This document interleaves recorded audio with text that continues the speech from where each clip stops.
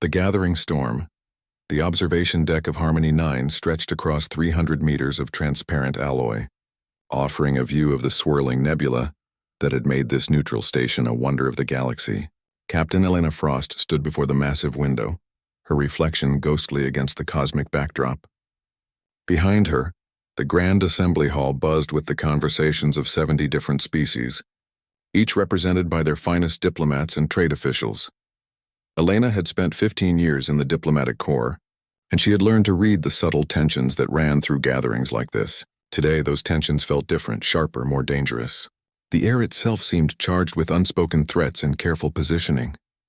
She adjusted the collar of her formal uniform and turned back toward the assembly, her eyes scanning the crowd for the representatives she needed to watch most carefully. The Krell delegation stood in the center of the hall, and they made no effort to hide their dominance. Each member of their species towered at nearly 4 meters tall, their crystalline exoskeletons catching and refracting the ambient light in patterns that most species found mesmerizing. Their leader, High Commander Vexthor, held court like an emperor rather than a diplomat. Smaller species literally gave them wide berth, parting before them like water before a ship's prow. Elena's second officer, Lieutenant James Park, approached with 2 glasses of synthesized water. He handed one to her and followed her gaze toward the Krell. His expression remained neutral, but Elena caught the tension in his shoulders. James had been with her through the Outer Rim negotiations and the Silicate Accords. He knew how to hide his feelings, but he could not hide them from her. The Krell have been making moves all week, James said quietly, his voice barely audible above the ambient noise. 3 more species have agreed to their protection agreements. The Velen Collective signed this morning. Elena took a sip of water to hide her reaction. The Velen Collective controlled 7 star systems rich in rare minerals. Their capitulation to Krell influence shifted the balance of power significantly. Protection agreements were just another word for subjugation, wrapped in diplomatic language that fooled no one. How many does that make? Elena asked, keeping her voice level. 17 species under Krell protection in the last 6 months, James replied. The Trade Council is calling it diplomacy. Everyone else knows better. Elena watched as Vexthor gestured broadly while speaking to a group of smaller species representatives. His movements were deliberate and theatrical, designed to emphasize his physical superiority. The Krell had been expanding aggressively for 2 years, ever since they developed their phase displacement drives that made their ships nearly impossible to track through faster-than-light travel. The expansion had been peaceful at first, trade agreements and mutual defense pacts that seemed beneficial to all parties. But the pattern became clear within months. Species that signed agreements with the Krell found their autonomy slowly eroded. First, they accepted Krell security advisors, then Krell military observers, then Krell governors to help manage resources more efficiently. Before long, they were client states in everything but name. Humanity had refused every Krell overture. Earth's position had been clear from the beginning. Humanity valued its independence and would not trade freedom for the illusion of security. The Krell had not taken this refusal well. For a species accustomed to getting what they wanted through a combination of intimidation and overwhelming force, humanity's polite but firm rejection was an insult they could not ignore. Captain Frost, a voice called out. Elena turned to see Ambassador Chen Wei approaching, his expression grave. Ambassador Chen was one of Earth's most experienced diplomats, a man who had negotiated treaties with species that humans had once thought impossible to communicate with. If he looked worried, there was good reason. "We need to talk," Chen said without preamble. "Somewhere private." Elena and James followed the ambassador to one of the smaller conference rooms that ringed the main hall. The door sealed behind them with a soft hiss and the sound-dampening field activated automatically. Chen pulled up a holographic display before either of them could ask questions. "The research vessel Newton failed to report in yesterday," Chen said, manipulating the display to show a star chart. "She was studying gravitational anomalies in the Kessler expanse, well within human-claimed space. We sent a recovery team this morning." The image that appeared made Elena's blood run cold. The Newton hung in space like a broken toy, her hull torn open in multiple places. Scorch marks covered every surface, and sections of the ship were simply gone, vaporized by weapons fire. The debris field around her contained escape pods, cargo containers, and the bodies of crew members who had not made it to safety in time. "How many survivors?" Elena asked, though she already knew the answer from Chen's expression. None, Chen replied. 37 scientists and crew all dead. The recovery team found evidence of boarding actions. Whoever attacked them wanted something from the ship's computers. Elena felt rage building in her chest, but she forced it down. Emotion was useful only if it could be channeled productively. Right now she needed to think clearly. Who did this? James asked. Chen zoomed in on several pieces of debris, each marked with analysis data. The weapons signatures match Krell plasma cannons. The boarding tools match Krell military equipment. The Newton's last transmission was a distress call that was jammed almost immediately, and the jamming frequency is consistent with Krell communications disruption technology. The room fell silent as the implications settled over them. The Krell had attacked a human research vessel in human space, killed everyone aboard, and stolen classified research data. It was an act of war in everything but name. Why would they do this? James said. They have to know we would find out. That is exactly the point, Elena said, the pieces falling into place in her mind. They want us to know. This is a message, Chen nodded slowly. The Krell have been approaching us through back channels for weeks. Vexthor has made it clear that humanity's independence is becoming an inconvenience to their expansion plans. They want us to accept a protection agreement like the others. Elena looked at the image of the destroyed Newton and felt something cold and hard settle in her stomach. So this is what happens if we refuse. They showed us what they can do and dared us to respond. We need to report this to Earth Command immediately, James said. They are already mobilizing, Chen replied. Fleet Admiral Rachel Santos transmitted her orders 3 hours ago. Every battle group within 10 systems is moving toward defensive positions. We are preparing for the possibility of war. Elena turned away from the holographic display and walked to the window that looked out over the station's docking bay. She could see ships of dozens of different species coming and going, oblivious to the crisis brewing in the conference rooms above them. The galaxy had been at peace for nearly a century, with conflicts resolved through diplomacy and economic pressure rather than military force. Most species had forgotten what real war looked like. Humans had not forgotten. Earth's history was written in the blood of countless conflicts, and that history had taught humanity lessons that more peaceful species never learned. They taught humans that sometimes diplomacy failed. Sometimes the only language that could be understood was force, and they taught humans never to start a fight, but always to finish one. What are our orders? Elena asked without turning around. We stay here and continue diplomatic efforts, Chen said. The Trade Council needs to know what happened. If we can get them to condemn the Krell action, it might prevent this from escalating. And if we cannot, James asked, then we go home and prepare for what comes next, Elena replied. The next morning, the Trade Council convened an emergency session.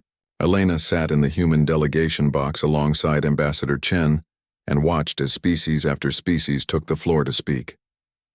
The evidence of the Newton's destruction had been shared with all council members. The weapons analysis, the boarding evidence, the timing of the attack, everything pointed to Krell responsibility. Yet as the session progressed, Elena felt her hope fading. Species after species expressed their sympathy for humanity's loss, but none were willing to condemn the Krell directly.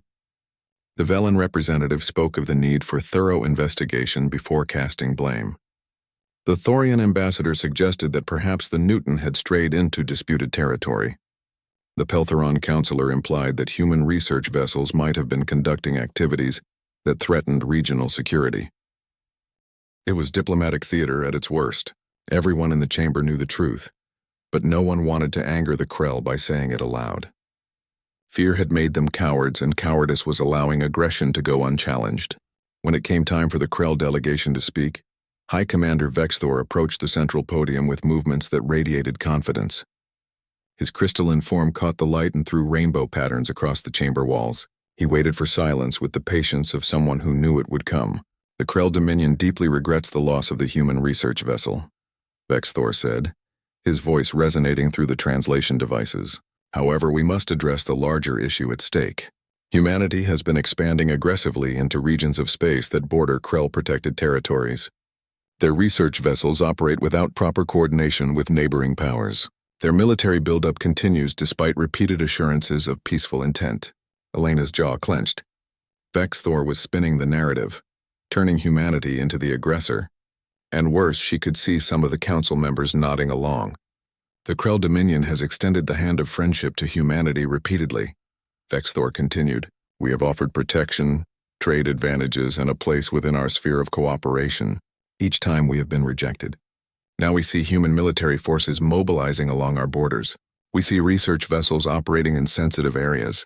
We must ask ourselves whether humanity's independence serves the cause of galactic peace or threatens it. He turned to look directly at the human delegation box, and Elena met his gaze without flinching.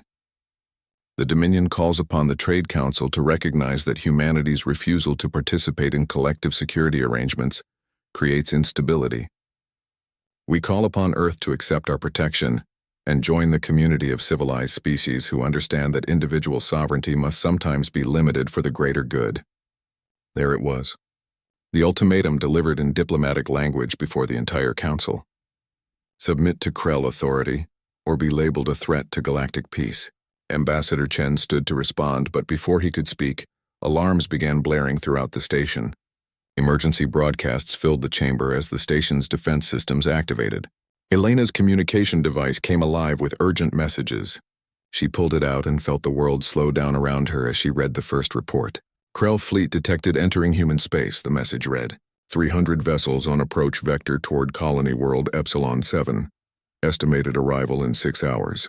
All human personnel advised to return to Earth territory immediately. Elena looked up at Vexthor and saw the truth in his expression. This had been planned all along. The diplomatic pressure, the attack on the Newton, the ultimatum before the council. All of it had been preparation for this moment. The Krell had decided that humanity would submit, one way or another. The chamber erupted into chaos as other species received their own reports and updates. Some called for emergency mediation. Others demanded immediate action from the council. A few began quietly filing toward the exits, unwilling to be caught in the crossfire of what was coming. Ambassador Chen's communication device showed the same reports Elena had received. He looked at her and James, and something passed between them that needed no words. They had done everything diplomacy could do. Now it was time for other methods. We are leaving, Chen said. Captain Frost, Lieutenant Park, you will accompany me back to Earth space immediately. Our shuttle departs in 20 minutes.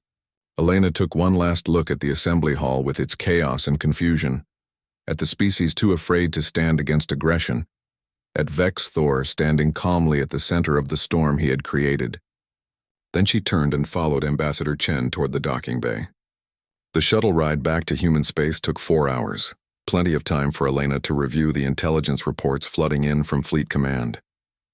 The Krell Armada was massive, far larger than any force they had fielded in decades. 300 warships, each one equipped with advanced weapon systems and phase displacement drives that made conventional tracking nearly impossible. They were heading for Epsilon 7, a human colony of 40,000 people located at the edge of human-controlled space. The choice of target was strategic. Epsilon 7 was important enough to matter, but remote enough that reinforcements would take time to arrive. If the Krell could take it quickly and present the galaxy with a fait accompli, they could claim they were simply establishing security in a disputed region. By the time humanity responded in force, the battle would be over. What they did not know was that Fleet Admiral Rachel Santos had been preparing for this possibility for months. Every intelligence report about Krell expansion, every diplomatic pressure point, every veiled threat had been analyzed and planned for. Santos knew that if the Krell decided to move against humanity, they would choose a target like Epsilon 7, and she had made sure that when they arrived, they would find something very different from what they expected. As Elena's shuttle dropped out of faster-than-light travel at the rendezvous coordinates, she saw Admiral Santos's fleet waiting. 80 ships in a defensive formation that spoke of careful preparation and tactical sophistication. Carriers and battleships, destroyers and cruisers, support vessels and assault craft. It was not enough to match the Krell Armada in numbers, but Santos had never planned to fight a conventional battle. Elena transferred to the flagship Adamant and made her way to the bridge where Admiral Santos commanded her fleet. Santos was a small woman with gray hair and eyes that had seen too many battles. She had earned her position through brilliance and determination, rising through ranks in a military that valued competence above all else. Captain Frost, Santos said without looking away from the tactical displays, I have read your reports from Harmony 9. The Krell have made their intentions clear. Yes, Admiral, Elena replied. High Commander Vexthor essentially declared humanity a threat to galactic peace unless we submit to their protection. Santos smiled, and it was not a pleasant expression. Then we will show the galaxy exactly what kind of threat we can be. The Admiral gestured to the tactical display showing the Krell fleet's approach. They will arrive at Epsilon 7 in 90 minutes. They expect to find a lightly defended colony, easy prey for their superior numbers. Instead, they are going to learn why you should never underestimate humans from a death world. Elena studied the tactical display and began to understand Santos's plan. The Krell would arrive expecting an easy victory. What they would find instead was a trap that would teach the entire galaxy a lesson about humanity that would not soon be forgotten. The time for diplomacy had passed. Now it was time to show the Krell and every other species watching what happened when you pushed humanity too far. The Newton's crew would be avenged. The Krell would learn the price of their aggression, and the galaxy would discover why Deathworlders were feared across the stars. The price of underestimation. The Krell Armada emerged from faster-than-light travel in perfect formation. 300 warships arranged in a pattern that had brought victory to the Dominion for centuries. High Commander Vexthor stood at the center of his flagship's command sphere, surrounded by holographic displays showing every vessel under his command. The crystalline surfaces of his body reflected the soft glow of the instruments, creating patterns of light that danced across the walls. The human colony designated Epsilon 7 appeared on the main display, a blue and green world that orbited a yellow star. Orbital scans showed the expected infrastructure: mining facilities, agricultural centers, a small spaceport, and defensive installations that were laughably inadequate against the force Vexthor had brought. The colony had perhaps 24 patrol craft and a handful of ground-based weapons. Against 300 Krell warships, they were nothing. Scan for human military vessels, Vexthor ordered his tactical officer. We know they received warning of our approach. They may have attempted to evacuate or reinforce. The tactical officer worked at his station for several moments before responding. Commander, I am detecting no human military presence in the system. The colony appears to be defended only by local security forces. Vexthor felt a surge of satisfaction. The humans had abandoned their colony rather than face the Krell Armada. It was the sensible choice, but it was also an admission of weakness. The galaxy would see that humanity could not protect its own people when faced with superior force. Broadcast to the colony, Vexthor commanded. Inform them they are now under Krell protection. All human military personnel are to surrender immediately. All weapons are to be deactivated. Compliance will result in minimal disruption to their lives. Resistance will be met with overwhelming force. The message was transmitted across all frequencies. Vexthor waited for the inevitable response. Colonial populations always responded the same way when faced with impossible odds. First came the desperate pleas for mercy. Then came the bargaining. Finally came the surrender. It was a pattern he had seen dozens of times. But the response that came from Epsilon 7 was not what he expected. A single voice, female and calm, spoke over the open channel. This is Governor Lisa Martinez of Epsilon 7. We have received your demands. Here is our response. We will not surrender. We will not disarm. And we will not accept Krell protection or any other fancy word for slavery. If you want this colony, you will have to take it from us. Vexthor felt a flicker of annoyance. Humans always insisted on making things difficult. Very well, he said to his weapons officer. Destroy their orbital defenses. Show them that resistance is futile. The Krell fleet opened fire with precision. Energy beams lanced down from orbit, targeting the defensive platforms that protected the colony. Explosions bloomed in the darkness of space as shields failed and structures disintegrated. Within 5 minutes, every orbital defense had been eliminated. The colony now lay exposed and vulnerable. Broadcast again, Vexthor ordered. Remind them that further resistance will result in the destruction of their surface installations.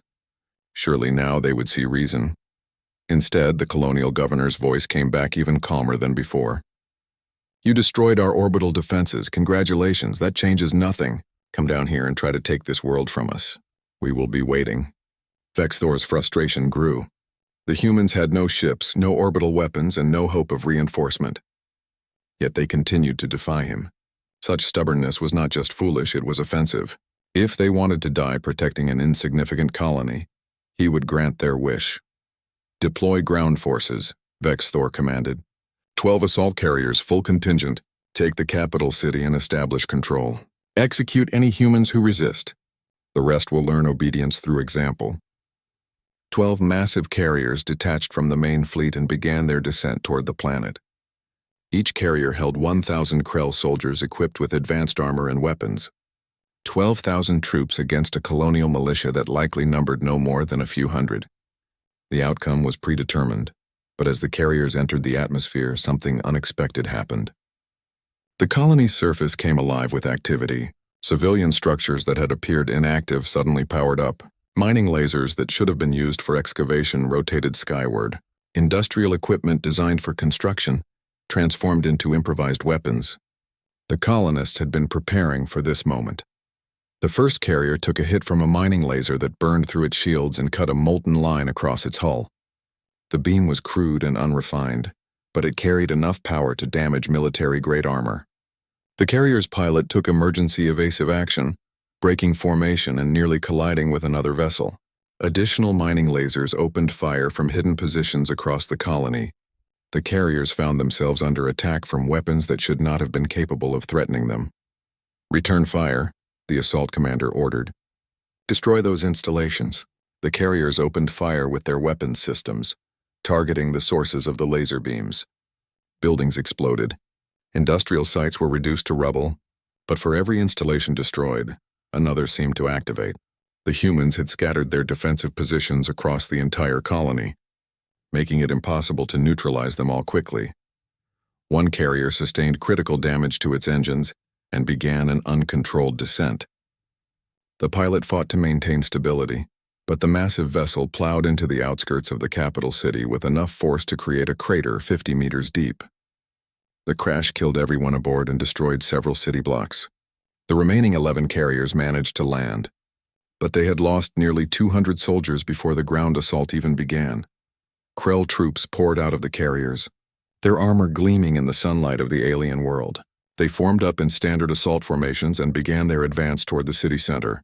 The colonial capital was a modest settlement of perhaps 20,000 people, built around a central administrative complex. Standard tactics called for rapid advancement, overwhelming firepower, and swift occupation of key structures.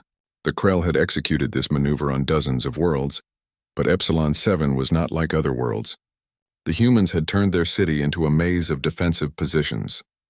Buildings had been reinforced and connected with underground tunnels. Streets had been blocked or trapped. Every window, every rooftop, every corner offered potential firing positions. The Krell troops advanced into an urban warfare environment unlike anything in their experience. The first ambush came from a residential building that appeared abandoned. As a Krell squad passed beneath, hidden colonists opened fire with weapons that ranged from military-grade rifles to improvised explosives. The Krell soldiers' armor protected them from most of the fire, but the sheer volume and unexpected nature of the attack forced them to take cover. 3 soldiers fell in the first volley, their armor penetrated by concentrated fire at weak points. The Krell commander on the ground, a veteran named Korvax, immediately recognized the danger. The humans were not fighting like a conventional militia. They were using guerrilla tactics, hit-and-run attacks, and intimate knowledge of their own territory. This was not going to be a quick occupation.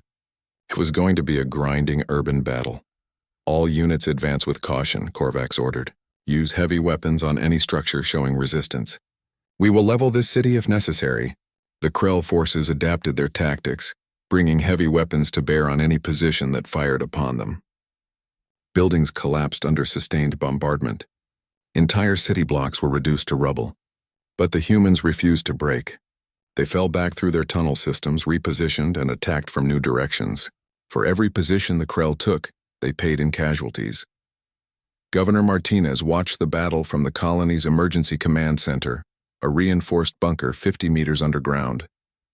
Her tactical display showed the Krell advance marked in red, the human defensive positions in blue. The red was pushing forward inexorably, but it was moving far more slowly than the Krell had expected. And it was bleeding. "Casualty reports," she asked her military coordinator. The coordinator, a former Earth Defense Force officer named Colonel James Rivera, studied his display before answering. "We have lost approximately 400 defenders, mostly in the initial bombardment and the fighting in the northern sector. Krell casualties are estimated at 800 to 1,000. Martinez felt the weight of those numbers. 400 people dead defending their homes. People she knew. People she had shared meals with. People whose children attended school with her own daughter.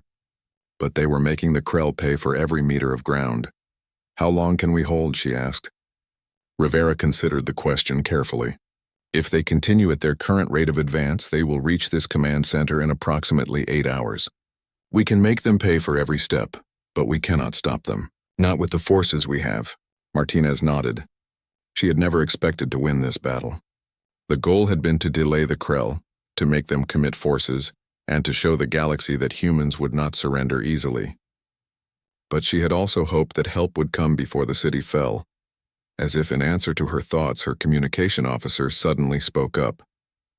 Governor, I'm receiving a transmission from Fleet Admiral Santos. The human fleet has arrived in system. Martinez felt her heart surge with hope.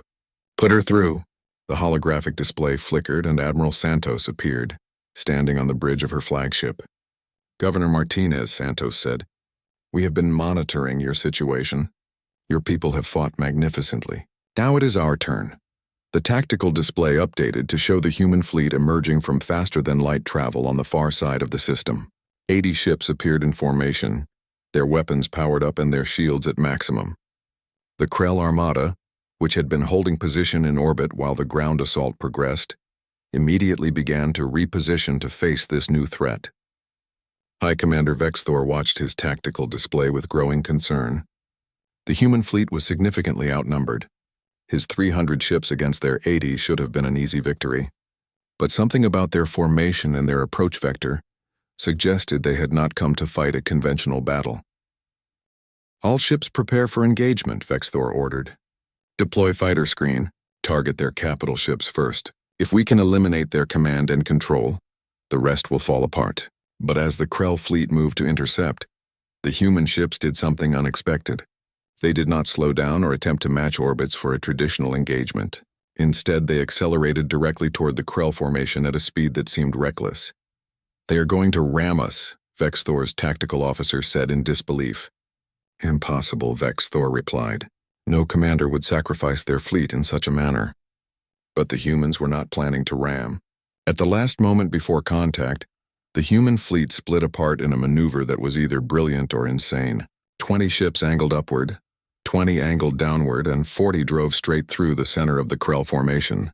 The precise timing and coordination required for such a maneuver was staggering. The human ships opened fire as they passed through the Krell fleet, their weapons targeting engines and power systems rather than trying to destroy ships outright. The strategy was clear. They were not trying to win a traditional engagement. They were trying to cripple as many Krell vessels as possible in a single pass. Krell ships throughout the formation took damage. Some lost propulsion. Others lost weapon systems. A few lost power entirely and began drifting helplessly in orbit. Return fire, Vexthor roared. Destroy them. But the human ships had already passed through and were reforming on the far side of the Krell Armada. They had taken damage, several ships trailing atmosphere and debris, but they remained combat effective. And now they were positioned between the Krell fleet and the planet, blocking any reinforcements from reaching the ground forces. Admiral Santos watched the tactical display with satisfaction. The first pass had disabled or damaged nearly 40 Krell ships. The odds were still against humanity, but they were no longer impossible. All ships prepare for second attack run, she ordered. This time we target their command vessels. Vexthor realized his mistake too late. He had assumed the humans would fight like every other species in the galaxy, with careful formations and measured engagements. Instead, they fought like cornered predators with aggression and creativity that ignored conventional tactical wisdom. On the ground, the Krell forces suddenly found themselves without orbital support. The promised reinforcements were not coming. The orbital bombardment they had relied on to soften up defensive positions was no longer available. They were on their own against an enemy that refused to surrender. Colonel Rivera saw the change immediately. The Krell advance had stalled. Their troops were hesitating, looking to the sky where their fleet was engaged in a desperate battle. Now, Rivera said, order all reserves to counterattack. Hit them while they are confused. The human defenders emerged from their tunnels and fortified positions. They struck at the Krell forces with renewed energy, knowing that help had arrived. The battle in the city intensified, but the momentum had shifted. The Krell were no longer advancing. They were fighting to hold their positions. High Commander Vexthor faced an impossible choice. He could continue the ground assault and risk losing his fleet, or he could withdraw and admit defeat to a numerically inferior force. Either option was unthinkable for a species that had built its reputation on overwhelming military superiority. But as he watched another of his ships lose power and drift out of formation, as reports came in of mounting casualties both in space and on the ground, Vexthor realized that pride was a luxury he could no longer afford. "All forces withdraw," he ordered, the words bitter in his mouth. "Ground troops return to carriers. Fleet will cover evacuation and then retreat to Krell space." The withdrawal was chaotic and costly. Human forces harassed the Krell troops as they fought their way back to their carriers. Human ships pressed their advantage in orbit, destroying several Krell vessels that were too damaged to retreat. By the time the Krell armada limped back into faster-than-light travel, they had lost over 60 ships and nearly 4,000 soldiers. Epsilon 7 had held. Governor Martina stood in the ruins of her city and watched the last Krell carrier disappear into the sky. Around her, exhausted defenders emerged from their positions. They had lost nearly 800 people, almost 2% of the colony's population. The city was in ruins, with entire districts reduced to rubble. But they had won. They had faced impossible odds and survived.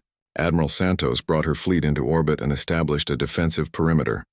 She knew the Krell might return with greater force, but she also knew that the Battle of Epsilon 7 would echo across the galaxy. Every species that had submitted to Krell protection, every civilization that had chosen safety over freedom, would hear what happened here. They would learn that humans from Earth, from a death world where survival was never guaranteed, had evolved to fight impossible battles. They would learn that humans did not surrender when faced with superior force. They would learn that threatening humanity's colonies, killing humanity's people, was a mistake that carried a terrible price. The news of the battle spread through the galaxy within days. The Trade Council convened an emergency session. Species that had allied with the Krell quietly began to reconsider their positions.